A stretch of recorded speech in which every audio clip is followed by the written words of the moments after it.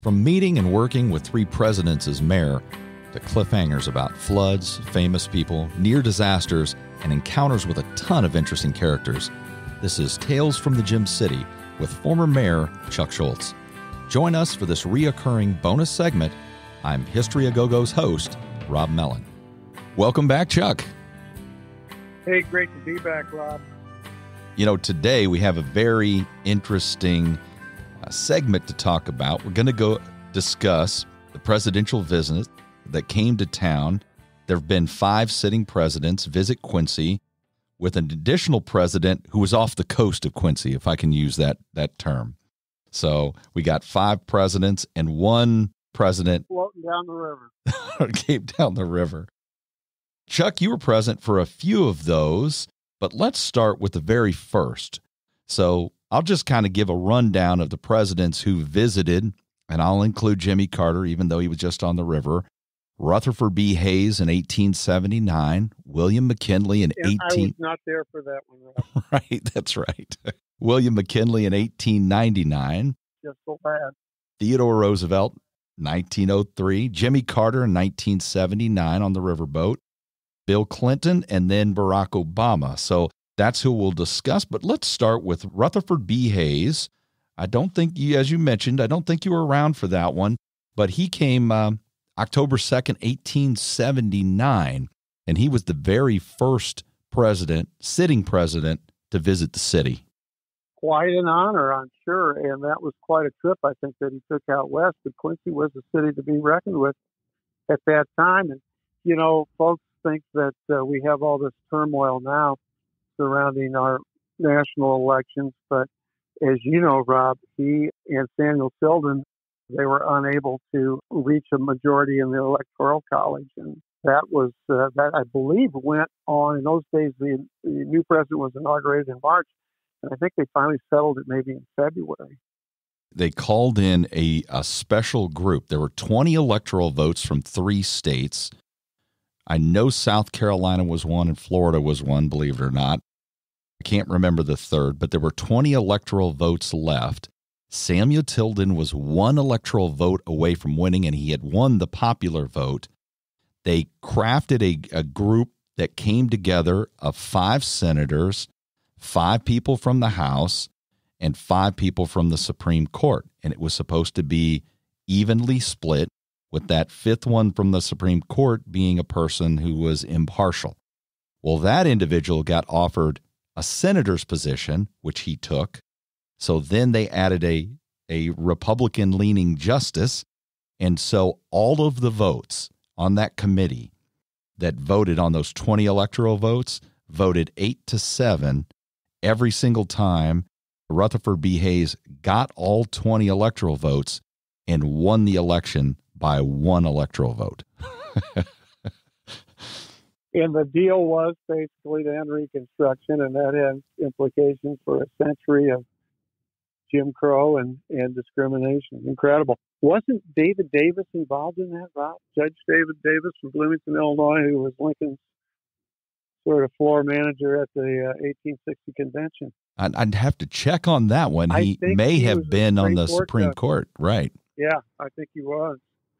David Davis, enormous guy. You know, he used to ride the circuit with Lincoln, and he filled up the whole carriage, apparently. I'm sure Lincoln had a few words for him about that.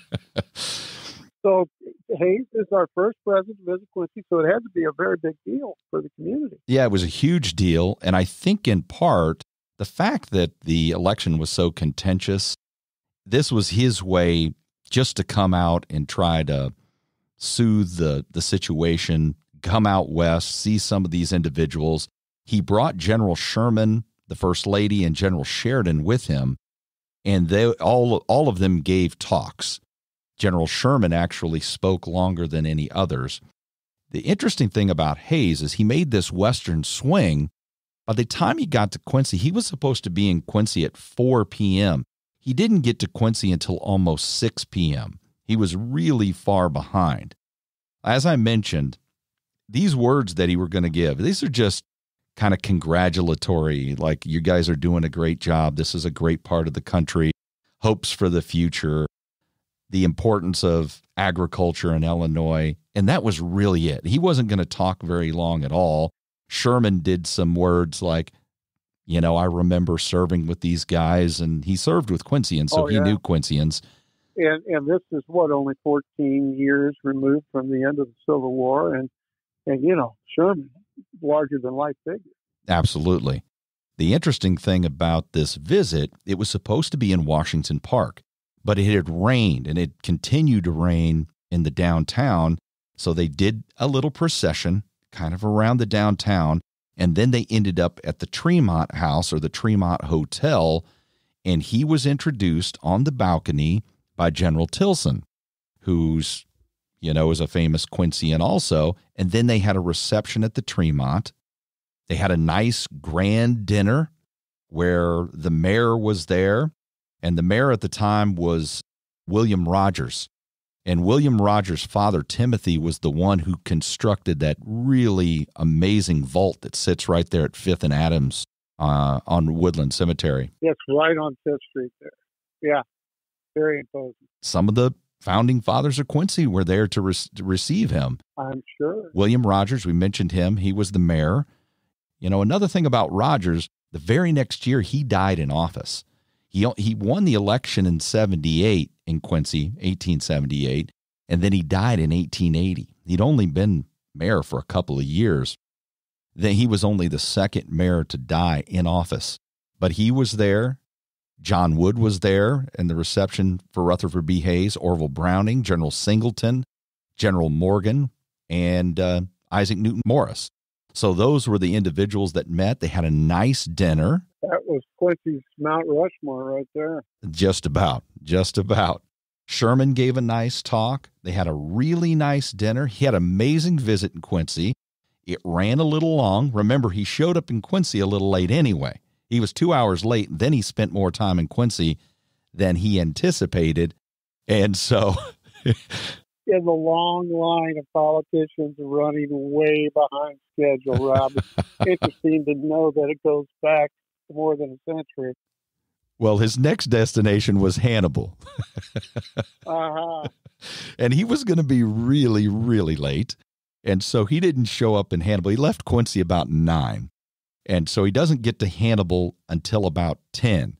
And all of the crowd had left. So he has just came through Quincy and been received like a conquering hero with William Tecumseh Sherman and Philip Sheridan and all of these people in town and everyone happy to see him. And then he shows up at Hannibal. He steps out onto the little platform at the back of the train, and the only people left waiting there to see him were the guys who had poured out of the bars, and they just started slinging slurs, abusive epithets, profanity, and he just turns tail and heads straight back into his cabin. Well, then William Tecumseh Sherman comes out and just lets them straight have it. Like, he basically says, I live in St. Louis now. I'm probably die in St. Louis. I've been all over your state, and I'm ashamed of your behavior. And the paper had a quote. The quote said, you must not insult the President of the United States, and you must not insult me. And if you do, so help me God, I'll fight. That's great. Calm the crowd down. He calmed the crowd down. And he goes, if you'll be good, now this isn't Hannibal. He's telling these people from Hannibal, if you're good, I'll go get the president and he'll say a few words. So they bring him back out.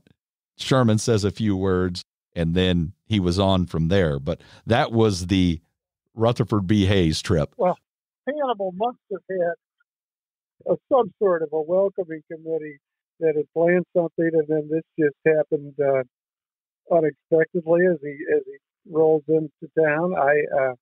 That's really quite a story. That's amazing, especially the part about Sherman coming out, scolding the crowd. Not mentioned they were well admonished.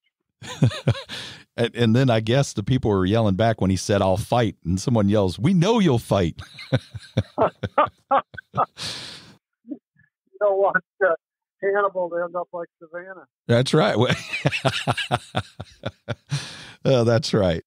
So 20 years later, we had another presidential visit. This was by William McKinley. this had to be the most substantive of all the visits. He came here. He was here for multiple hours. He was at I think you said you have a picture, right? Yes. Okay. And what's that picture of, actually? It's a picture. It's a wonderful picture that I have seen from the Quincy Public Library that makes copies of these that I'm sure came out of either the Herald or the Whig. There's nothing from Hayes. I don't believe the technology existed. Certainly we had photography, but not the ability to transfer it onto a news page. It was a little later when you started getting these newspaper photography, but it's a picture that depicts President William McKinley standing with a frock coat on and an old-fashioned necktie. His right arm is up in the air. He's in the bandstand at Washington Park, and he's addressing the multitude. There's a huge crowd there, and he's gesticulating. It's just a great picture. It's very presidential, and apparently the crowd would have equaled the Lincoln-Douglas debate. We always say is around 12,000. Yeah, at the time, I think they said this was the largest crowd ever assembled. Now, as I think me and you had the discussion before, this was the culmination of a huge street fair that had lasted. This was a Friday, had been going on since Wednesday. So it was almost like the culmination of a party. There was already people down there for this massive street fair. It was almost like a three-ring circus. They had magicians, trapeze artists. The Baldwins actually took a balloon up and parachuted out. There was all kinds of activity. And you couldn't beat that. You cannot beat that. Before the Crown Heads of Europe. Yeah, if you could see, they would hang from the balloon with the trapeze and do things, and then they would. Yeah, he's really the pioneer on the parachute. That's incredible. That's got to be one of the busiest, most celebratory days in the history of the city. Absolutely. What a day. The Baldwins had Baldwin Park out there where Quincy High School is now, which was, I believe, originally General Singleton. That was quite an operation, and that's usually like the circus would come in on the railroad, which, of course, was about down around 2nd Street, and then they would take the old-fashioned circus parade with the elephants and the tigers up Main Street all the way to 30th and Main, and that was Baldwin Park, and that's where all the circuses would go in Quincy. There's a story from the old 19th century newspapers about the elephant that got loose in Quincy. It was on a rampage for, I think it was more than one day. More than a day? Yeah, and, went through people's gardens, and it was, kind of challenged to capture the elephant. Well, there's no question that crazy things have happened in the Gem City. So, oh my gosh! But McKinley in Washington Park, President of the United States, really at his height politically, that would have been quite a deal. And we don't really know about the celebration was to coincide with that, or because of that, or just. I think it just coincided, just happened to take place. But the interesting thing about this delegation, it had the First Lady, Mrs. McKinley. The Quincy ladies had a reception for her at the Newcomb. The Secretary of State, John Hay, the Secretary of War, Root, the Attorney General Griggs, Postmaster General Smith, Secretary of the Interior, Hitchcock, Secretary of the Agriculture, Wilson, plus a whole slew of other staff and press. I mean, this had to be the largest delegation to ever come to town. That's basically the cabinet, the entire senior staff, and the executive branch of government. It's amazing. That really is. McKinley did not he gave a talk, but it was very short, similar to Hayes. He did mention making no backward steps in the Philippines policy and so forth. But really, the one who really brought down the house, I think, was John Hay. He gives some really substantive words about growing up here. He makes this poetic type of comment about breathing the air of his childhood. He brings up the Quincyans of the past, which all Quincyans would know. He brings up John Wood and Browning and Bushnell and Grimshaw and Isaac Newton Morris. He mentions the Lincoln-Douglas debates. And so this was a pretty substantive, amazing day. It was the culmination of this 3 days of celebration, circus-type atmosphere. That is incredible, Rob. And John Hay, as a native son who was born and raised in Warsaw, his father he might have been born in Indiana. He moved to Warsaw as a very small child, but his dad was a doctor. He's the town doctor of Warsaw. And he got a good education there. He learned to speak German. Throughout his life, he had a great facility for language. But then goes down to Pittsfield and ends up in Springfield to study law with Milton Hay. And Brown, Hay and Stevens is a law firm still quite active and actually chaired by Quincy and Chuck Davis, the oldest law firm in Illinois. And from there, signs up with this president-elect. He's operating out of the governor of Illinois' office, vacated by John Wood, who offered to his friend Lincoln. And he becomes the secretary to Lincoln and has this incredible relationship where he and Nikolai, his fellow secretary, live right in the White House, right across the hall from Lincoln. He comes in and reads Shakespeare in his bedclothes in the middle of the night. It's just unbelievable. I mean, they were close to being a chief of staff type of position and responsible for enormous correspondence. And you can imagine with the war. And this is one of our native sons of Western Illinois, who then goes on to become an accomplished author of the Pike County Ballads, which talk about this area of the state. At one time was all Pike County. So really quite a guy, and becomes America's foremost diplomat, serves as ambassador throughout Europe, and then as Secretary of State. And he went through the Boxer Rebellion. He negotiated the Panama Canal. He's really something else. And we need to do more with John Hay. And to know that he was here with President McKinley and talked about Quincy in the 19th century, that's exciting to me, Rob. There's one little interesting story, another one, about this trip. The people of Quincy did not want President McKinley and this delegation to go down to that levee district and end up at the train station down there. So they crafted a little plot, not a plot, but they had a plan. And the plan was to stop him at the train station at the soldiers' home. And then he gave a little talk in front of the headquarters building there, very brief, got him in a carriage, took him down 6th Street, with all those amazing homes down 6th Street at the time, and eventually ended up at the park. But that's basically what they did. That's how they got him got around, so he didn't go down to the levee district. So, folks that don't know about the rather sordid history of Quincy, but the train station was there at 2nd and Broadway. 2nd and 3rd Street were lined with brothels and gambling establishments. And as Rob mentioned, this levee, which was actually codified at one time by city ordinance and defined with boundaries of certain streets, that this is where it all operated. And of course, it was right by the train station, because all the business people, sales, or whatever, whoever their customer base was, that was where they found it right as they walked out of the station. So they didn't want the president to be looking at the senior side of Quincy down there. I could understand that. So they took him to the soldiers' home. Well, you have to be thinking of those things. Absolutely. Now, when Roosevelt came, Teddy Roosevelt, he came in, I believe, didn't he? At 2nd and Oak, and then they had a procession over to the courthouse. He was at the Burlington station. They had built that other. We had multiple stations, yeah. Yeah, there was a brand new station. In fact, that's where McKinley left out of. So when Roosevelt came in 1903, he came into the Burlington station. Now, Roosevelt, that's the good segue to take us into Roosevelt. Roosevelt was only here about an hour. He only spoke at the event. He was only at the event for about 45 minutes. He came April 29th, 1903, Burlington Station. He got here about 11:20 in the morning. But here's the interesting thing about Roosevelt. Everything was completely on time.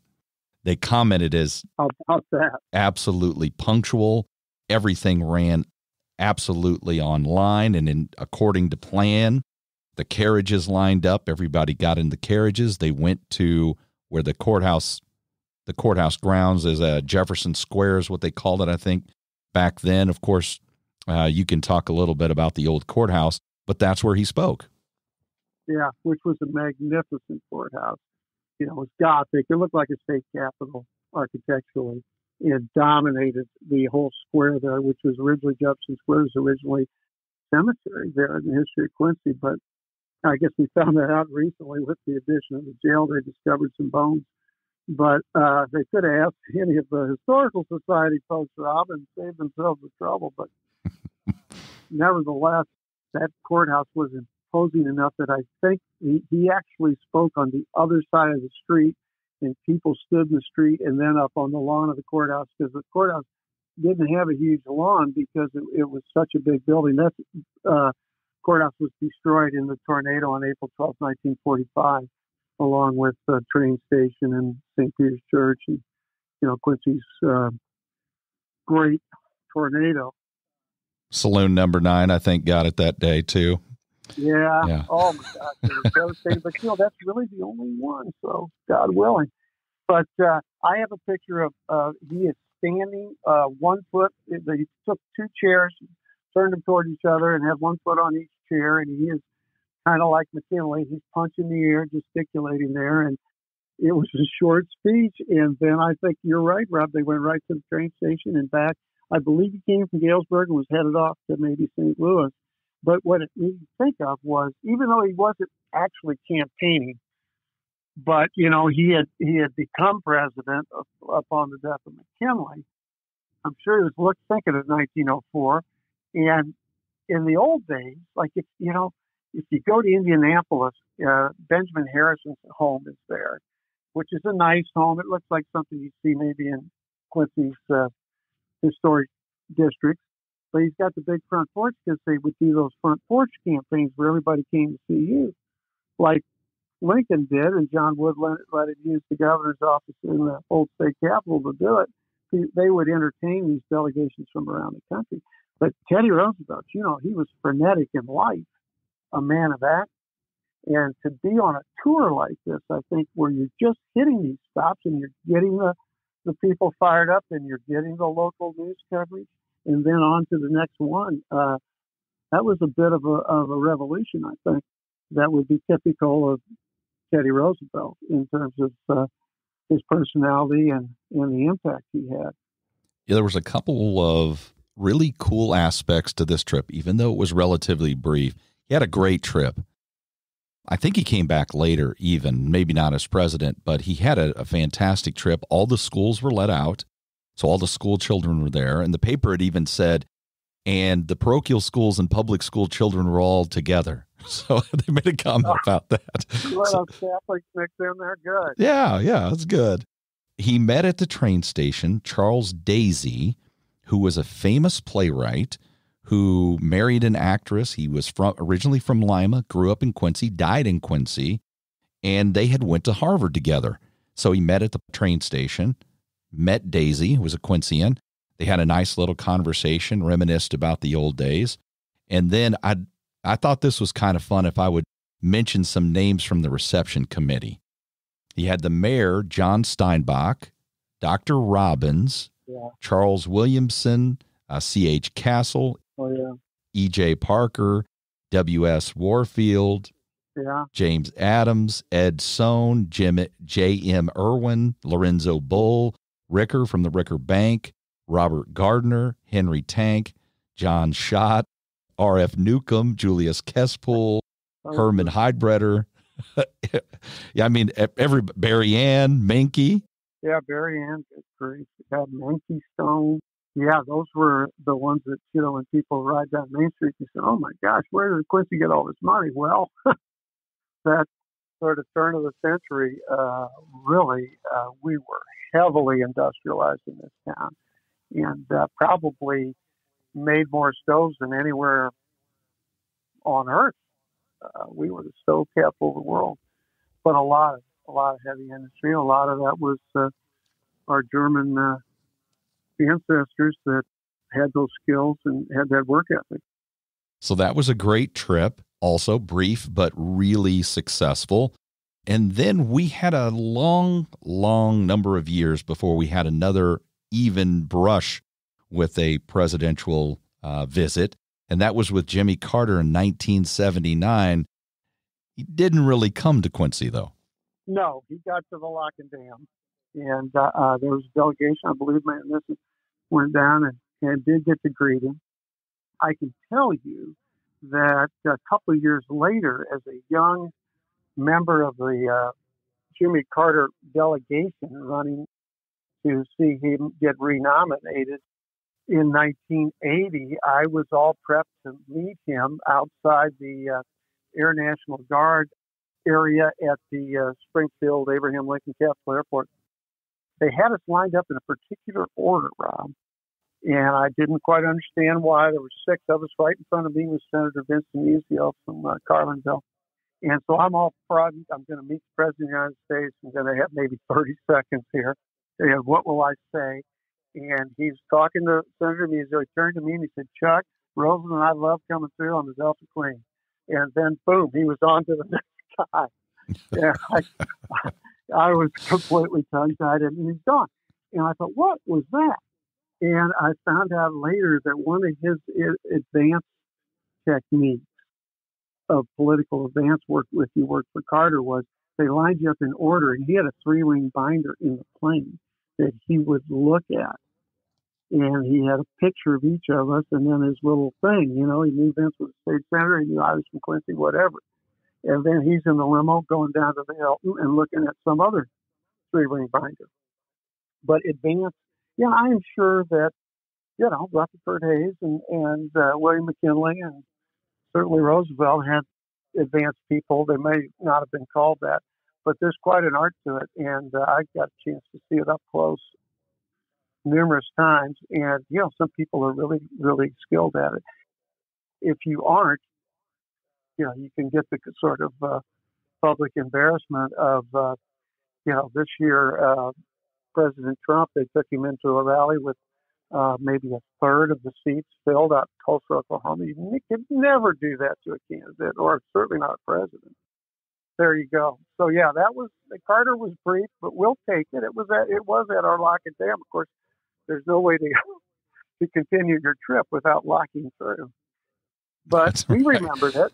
He remembered it. Yeah. And, you know, I met Carter years later. Becky and I were coming back from vacation, and we went to Sunday school in Plains with Jimmy Carter.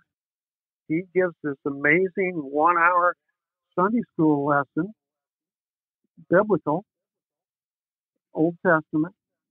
And then at the end of that, they have the regular Baptist service at Maranatha Baptist Church. They have which was okay. It was fine.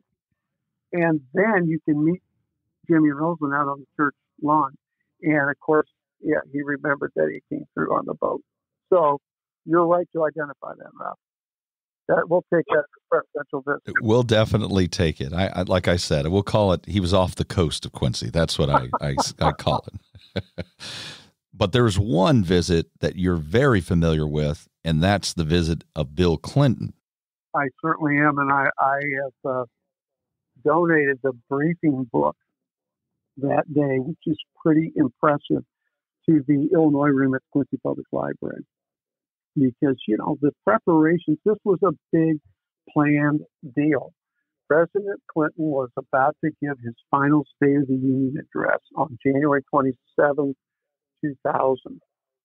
And it's been a tradition in recent years that the day after you give the State of the Union address, you pick a location that reinforces the message of your speech the night before. Well, this was his last State of the Union, and his particular message was pretty much, look at all this great stuff that I've been able to do. And you know, we did well in Quincy in the 90s, and we did participate in a lot of those programs. Certainly, like Cops Fast, which was the community policing grants that we got, were very effective. But we utilized AmeriCorps with smaller class size initiatives. We had all sorts of things going on. And of course, Clinton had come to our aid during the flood. So I also had a secret weapon in there. The trip director for President Clinton was Kirk Hamlin, who's a young man from Hamilton, Illinois. His father just passed away. I just saw it in the paper. Clayton Hamlin was a riverboat pilot. master pilot up and down the Illinois, Ohio, and Missouri. Quite a guy. And Kurt rose to be the guy that put these trips together, which is incredible. And they looked at a lot of towns. I've heard they started with over 300 towns. Now, one thing in our favor, Rob, was geography. His next stop after Quincy, Illinois, was Davos, Switzerland. So they did not want to go to Washington or Oregon or somewhere that was going to make that, because after they left Quincy, they flew back to Andrews, got on another plane, which then became Air Force One, and flew to the Economic Summit in Switzerland. So it helped that we weren't that far away. And I was over on the campus of Culver Stockton College on a Saturday morning with my son Jake and my wife Becky, because Jake was a senior in high school looking at enrolling at Culver, which he did. And I got a call on the cell phone. And as I recall, the cell phone didn't work all that great in January of 2000 at Culver Stockton. But I pretty quickly figured out that they had Mickey Ibarra on the line. He was the guy, I think his title was Director of Intergovernmental Regulation or Intergovernmental Relations, which is just political speak for the political guy, the guy that's in charge of dealing with all the elected officials out there. And everybody has these intergovernmental relations people. And I had been to enough mayor's conferences to at least know who he was. And he's telling me that the President of the United States wants to come to Quincy, Illinois on Friday, January 28th, just the following Friday. So less than a week to go. And I said, absolutely, positively. Got in touch with the guy that would actually run the show, who worked for my friend Kirk Hamlin. And I said, look, I've been through a few, campaign events and so forth. I think we can do it. We'll do whatever you want, and I want to help you. I said, I'm scheduled to be in Washington. I was active in the U.S. Conference of Mayors, and their annual meeting was always the end of January in Washington, which was always very convenient because that way you often got to take in a State of the Union, or a couple of times inaugurations happened to be that year. It's always the end of January. And I said, gosh, I was going to go out to D.C. to the mayor's meeting, and they said, you should go because then you can fly back on Air Force One. That's a good deal. So as much as I wanted to stay in Quincy and make sure every detail was handled to perfection, I thought, that would be a good experience, wouldn't it? I had so many capable people, that worked with me at City Hall, Gary Sparks and all these guys. We talked about them during the flood.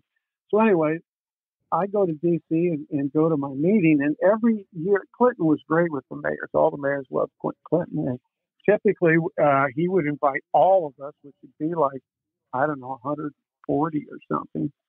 And they'd have breakfast for you in the state dining room, like a buffet.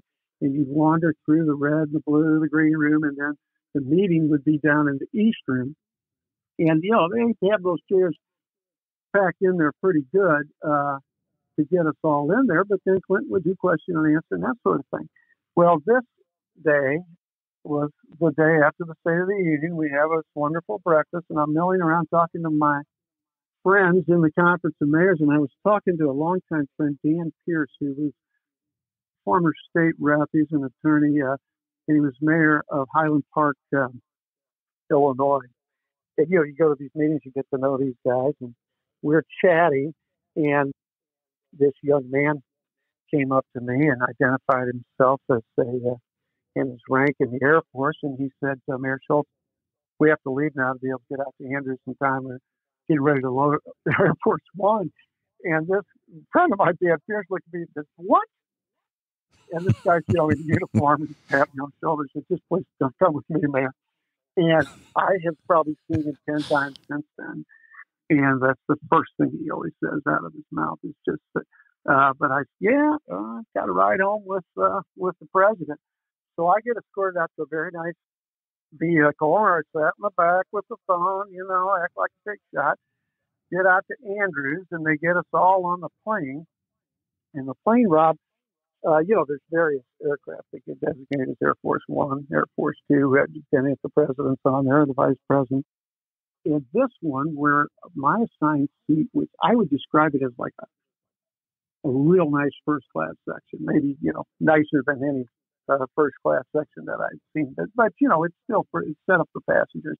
And that was where Senator Peter Fitzgerald, who was one of our two senators at that time, Congressman Holthoff from across the river, I'm trying to think, other members of the Illinois congressional delegation. I was just thrilled to be there.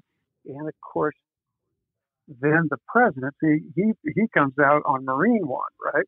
And so now he's landed and he comes on board. So he goes down the aisle.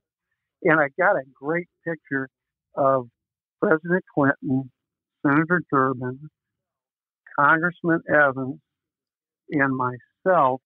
It was as he was kind of coming down the aisle, shaking hands with everybody. But we're all Georgetown University graduates.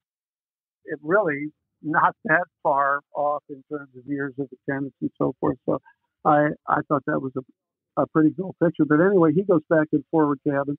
We all sit down. We take off. They bring lunch, which is wonderful. And then this young man comes and gets me and he says, Mayor, could you please come with me? And he takes me up to the forward cabin. Well, forward cabin, it's just very, that's what you're thinking of when you're thinking Air Force One. Very nice. And apparently Clinton's habit was always to work on the way out, play cards on the way back. So this was the work part, and he needed to know everything about Quincy. Well, I kind of like to be asked those types of questions, Rob. So it's Lane Evans, Dick Durbin, John Podesta, Joe Lockhart, President Clinton, and me.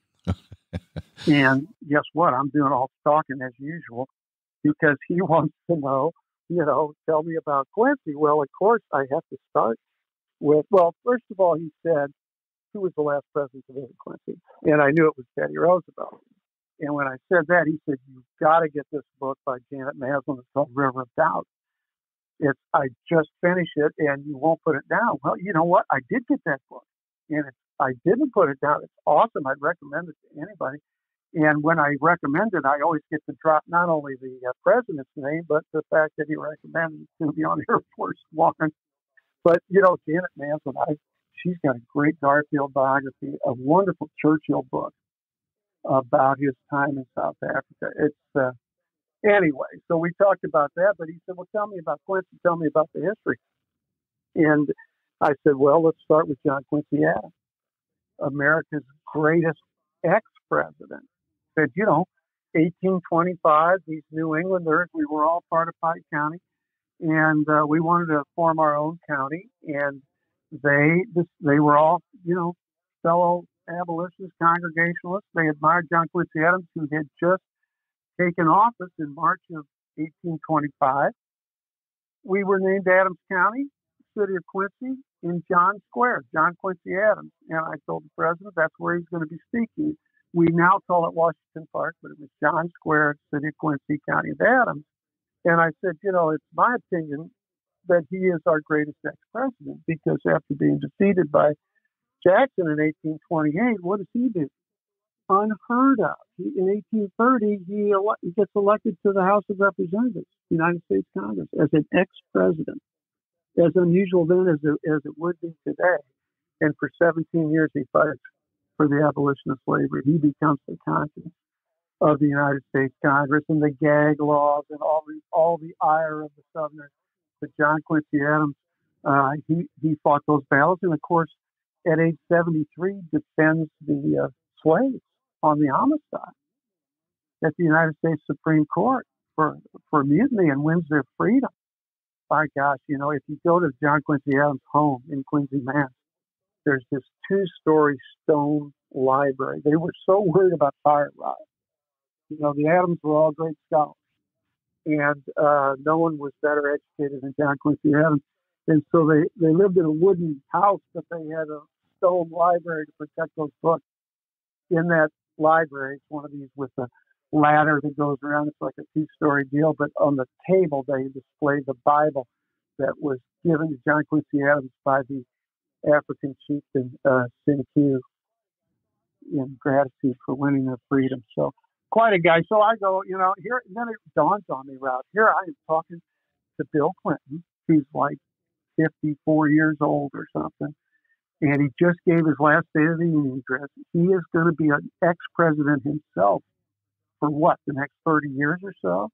And I am presumptuous enough that I'm going to give him advice on post-presidency, And of course, I think Bill Clinton's had a good one. They've done a lot with disease and Africa and around the world. But anyway, I kind of caught myself after a while there that John Quincy probably Adams. didn't need me to tell him about how to conduct a post-presidency. Yeah.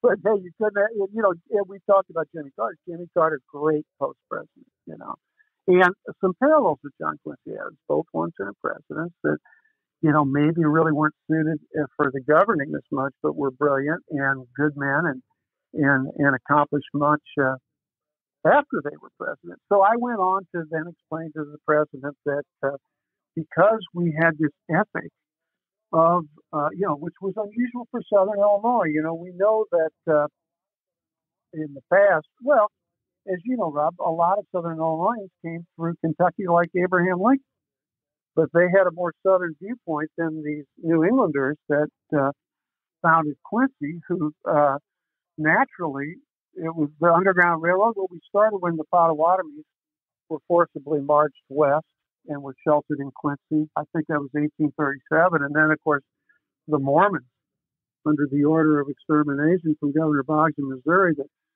walked all the way from far west Missouri all the way back east across the frozen Mississippi, and in an amazing act of humanitarianism, 1,500 Quincyans somehow sheltered 5,000 Mormons.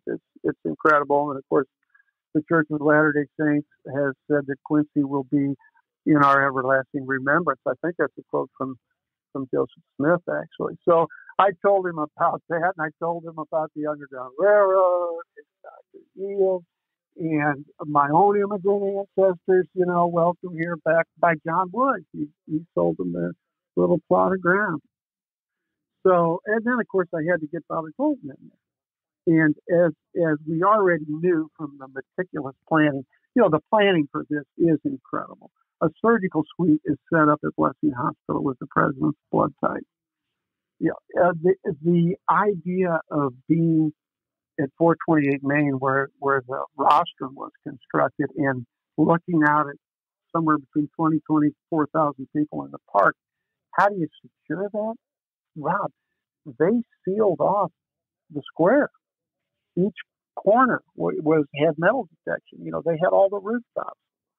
It was really incredible. But our route was Main Street, because I insisted in the planning that as soon as we got to 54th, we jog over to Main Street, because this is my chance to show off my town. And there are 2 busloads of press from all over the world, and we're taking them down Main Street. And as you know, we spell it with an E, but it's still our main street, and it's the signature street for Quincy. And in fact, one of the, enormous amount of volunteers go into putting something like this on. And with the Clintons, you always got a handshake from the president. Everybody that drove a van or, was there to handle the press and so forth. And one of the volunteers told me this little guy from Newsday on Long Island kind of had a little stub of a cigar, old, hard-bitten guy. And he said, where in the hell did they find this place? It looks like you're on the set of a Walt Disney movie here. Is Beaver Cleveland on this street? But obviously that's what we want, And we've been through that in campaign visits. Dukakis spoke at the corner of 5th and Main because he wanted that Main Street USA, Midwestern, the whole thing. And that was part of the plan. Well, I started to mention Father Tolton because we're coming in Main Street. I mentioned that we're going to go right past. There's a statue of Father Tolton right outside St. Peter's School. It's visible from Main Street. Well, we get in the motorcade. We get in. 428 Main, that most people would know as Granite Bank Gallery. That was sort of the operations center where that was our backstage. And then you would walk out, and we had a big stage set up there. Had a number of local people that we wanted to recognize and so forth. But in asking the White House communication people about how to introduce the president, they wanted to do something different. And they asked me about different people that I could think of in Quincy. And I told them a story about Kate Norris. Now, Kate, when she was in about fourth grade at St. Peter's, on Take Your Daughter to Work Day, she called me up and she said, my dad doesn't live in Quincy. And she noticed that I would drop my two sons off at St. Peter's in the morning. And she said, I don't think you have any daughters, do you? I said, no, I don't. She said, well, could I come to work with you on Take Your Daughter to Work Day? And I said, absolutely. So she comes to work with me, Rob. Cute as a button, And she's just doing whatever I was doing that day. And one of the things was to read to a class of probably first graders. And I always had these bookmarks with me because I'd emphasize the importance of reading and give these kids a bookmark, City Quincy bookmarks. So I'm getting ready to do that. And I thought, Katie, why don't you hand out the bookmarks? So I watched this woman, Rob, and she's connecting with these kids. And I think, this girl is something special. So it wasn't long after that I'm hearing about Katie organized a group of kids from her class to go visit people in nursing homes. She organized a butterfly planting out at Baldwin. So they went to Quincy at the Island one Saturday morning and cleaned up trash. This is as years go by. So by now she's about a seventh grader. And I said, I couldn't think of a better person than Kate Norris to introduce the President of the United States in Quincy. And she did. And of course, she nailed it. And Kate's gone on to an amazing career. She got a scholarship from Tufts out in Boston and is still out on the East Coast, but as another Quincy success story. But Clinton really liked that aspect of it, and he gave a great speech. And then, of course, he had to hit the rope lines down there. They call them bicycle racks, a little metal barrier about waist high. I remember Bob Daly was working for Quincy University. He had a brand new Quincy University hat, and he thought if he gave it to Clinton might put it on, and they'd get a picture. And sure enough, he took the hat. He then worked the brim because he didn't want to, look like a flat brim. Which I think it's cool now, Rob, but it wasn't cool back then. But anyway, it ended up like front page of the New York Times with Quincy University, very visible. So Bob did some very effective marketing. So we got back into the motorcade. Of course, everything is sealed off on Main Street. But the president decided that he would stop in front of St. Peter's to see the Father Tolton statue. So that was unannounced to anybody other than the Secret Service had scoped it in advance, so they had been thinking about it. And I didn't know about it either, but it was a perfect place to stop, right there where the parking lot is in front of the church. And even though Main Street was sealed off, you can get in there from 24th Street through Madison Park there. So as we got out and started, he wanted to see the statue. You could barely see the statue, but the crowds, he had to do the handshake thing. And so we're gradually moving along the rope line there. And earlier in the day, this young man that was doing the advance work he gave me a little lapel pin. And he said, with this pin on, you can go anywhere. You can go anywhere today, okay? You're the only guy that's got this pin. You can go anywhere. And that's great. Thank you. And so I really wasn't worried about anything. And then we're walking along, and he's shaking hands, and I'm kind of waving, checking it out. And this lead guy, he grabs me, and he says, hey, I know I told you could go anywhere, but that wasn't true. There's one place you can't go. I was getting robbed. The limo rolls with him, and the door is open. And those doors, by the way, you can't believe how thick those doors are. But the door is open so that there's always, there's one guy on either side of them, and something, God forbid, would happen. They pick him up, they throw him in the back, and it takes off. So you can't get between him and that open door, which I had. So the only place you could not go, you found it, Chuck. Yeah, and I found it. How about that? So eventually, people kept coming and going further east on Main there. This same guy said, Doug Schluter, great big a strong Quincy police officer. I saw him down the way there, and he said, "You're going to have your guy, instead of continuing to extend that rope east, we're going to have to make a right angle there and go straight south and just cut it there," because he said this man will shake hands all the way back to the airport, and which we know is quite a ways from Quincy, but I didn't doubt it because Clinton had been kind of cooped up. And you could tell, he was tired, I thought, when he first got on the plane because he'd done the State of the Union, had a reception after that, had the mayor's breakfast the next morning, but he was rejuvenated. He bounced back up those steps when we got back to the airport. So I think he's just, like a lot of these guys, Rob, he thrives on it. He really does. Anyway, I did want to get to, as we got out of that forward cabin, when we pulled in, Dick Durbin did an enormous thing for me because, we know that they're going to open up that door.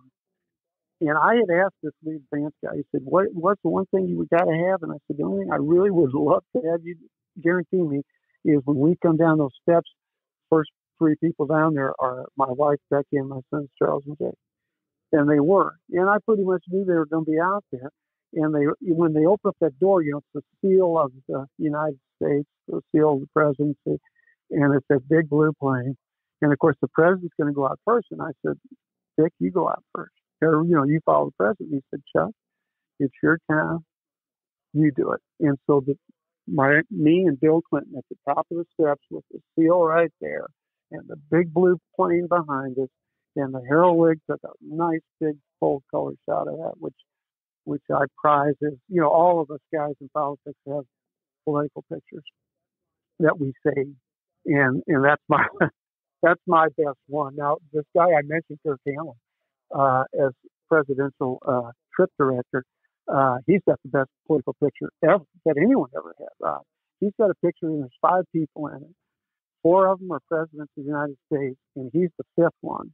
And they're all looking at him in rapt attention while he's talking. It's an action shot. Not a grip and grin picture. It's an action shot. He's the advanced guy, and they're all on Air Force One flying to Itzhak Rabin's funeral in Israel. Just like they have to know before they land or taxi in. Now we go down the steps. Do we turn right? Do we turn left? Who's going to be there to greet us? What's the protocol? Where do we go next? Whatever. So that's all part of the deal. So they're very interested in what Kirk has to say. So the 4 of them are sitting in sort of a semicircle, and they're all focused on Kirk as he's giving them this information. And of course, they're always taking these pictures. Like when Clinton was here, we had 2 official White House photographers, and they just one after the other. Because, after the speech, Rob, we had to have the grip and grin. We did it in Granite Bank Gallery, and I don't know, there's probably about 50 or 60 people. They set up a blue background with the flag and seal, and then, you kind of rotate through. I have to tell you with Bill Clinton, too, they sent me those pictures to ID them so that he could sign them. And, you get 60 pictures, Rob, that are posed like you're going to get some deer in the headlights kind of expression, but not on Bill Clinton. He's perfect on every one of them. Wow. Did he ever make any? Yeah. Did he ever make any comments about enjoying this trip specifically? Well, I think so. And, he had a little bit of downtime there. He, in that back conference room at 428 Main, he taped his radio address. We need to do something probably to commemorate that, president was in fact there. But, it was very well done. Like a good advance work. We were talking about a good advance work, and that Father Tolton stuff turned out to be perfect. But I do always have to put this little epilogue on there, Rob. That was Friday the 28th of January 2000. The next Saturday morning, Becky and I and Jake got up early, went over to Culverstock and picked up Charles, my older son, who we had to drive up to the University of Northern Iowa, just way up there at Cedar Falls or somewhere. Yeah, for something. I forget what, but we dropped him off, and on the way back, we got caught in this blizzard. We had stopped at that Coral Ridge Mall or wherever, and we came out, and it was just like a whiteout. And I tried to drive through it, and people were sliding off the road. And this trooper said, maybe if you're driving right into it going east, try to go south. And I got on 61, and we couldn't see beyond the front bumper. And my wife insisted that we stop. Well, where are you going to stop? And I said, okay, the first decent place. So we get to Wapello, Iowa, and the only accommodation is the Royale Hotel, which it looked like no one had stayed there since probably the Truman administration. And it wasn't Royal, Rob. Yeah, well, I didn't assume. Yeah. So anyway, I said, oh my God, we're 30 miles from Burlington. I know I'm only going 10 miles an hour, but I know they got a Holiday Inn Express in Burlington. And so pride goes before the fall, and we got through town, and I slipped. Thank God nothing was coming the other way, but we ended up down this ditch. And thank God, there was a trooper there. No, you'll never get it towed out. And I said, I got to have my car. And it turned out I knew that the sister of the tow truck driver. We had a Quincy connection. So anyway, we get out, but we can't go anywhere. And we go back, and we get to meet Roy and Elle. Now, although Roy never got out of the Barco Lounger, Elle checked us in there, which kind of was their living room deal. We get back to this room, Robin, and it was, oh my God. First of all, it was freezing. And so I couldn't get Roy up. The Statler brothers were on. But he was saying, well, you turn it real hard and then hit it, and one of those deals. Not to be too indelicate, but when I told this story to the Exchange Club, I said it's the kind of place where if you call the front desk and say, I got a leak in the sink, they say, go ahead. So I need a rim shot on that, Rob. So anyway, I could put that in. we had meat there, and I said, is there any place where well, no, I guess you'd get something up at the gas station. So we're trudging through this blizzard. I'm not even going to drive the car again. And we go up to the gas station, and it's, here's what they got to eat is that hot dog that's been going around for about 3 weeks on that step. Oh, that's delicious. And, yeah, and some stale coffee. And we sit down at the little booth that they have, and I swear, I look over at the newspaper rack, and there on the front page of the Daily Hawkeye from Burlington is me in Clinton, full color front page above the fold from yesterday in Quincy. And I looked at my wife and I said, the Lord makes us humble. Yesterday, I had breakfast in the state dining room of the White House. I had lunch on Air Force One. And tonight I'm having supper at the Come and Go Convenience Center in Wapello, Iowa. So I am back down to earth, Rob. My 15 minutes were definitely over at that point. Well, there was one more visit to wrap it up today, and that was... Well, you're right. Barack Obama, who was known to Quincy as our senator, when he had been a state senator and ran in 2004. So he came several times. I remember one night he was down at the Frederick Ball Community Center. There were a few other trips. He and John Sullivan were close friends and colleagues in the state senate. And then right before the election, we had a big event for him in Clyde Adams Park right before he got elected that November 2004. And then running for president in the summer of 2008, just 4 years later, here he's running for president. And we had flood that summer. Yep. That was a bad flood. I think it got up to 30 feet or something. We had a sandbagging operation going on at the Civic Center, and he stopped by there. And obviously, there's a photo op, but he did make a few sandbags. I think somebody that had an eye for history grabbed that shovel. Maybe that will end up someday in the Historical Society of Quincy and Adams County. That sounds like a good place for it. Yeah, because, that occurred to somebody that day, and I think someone else, he made some notes.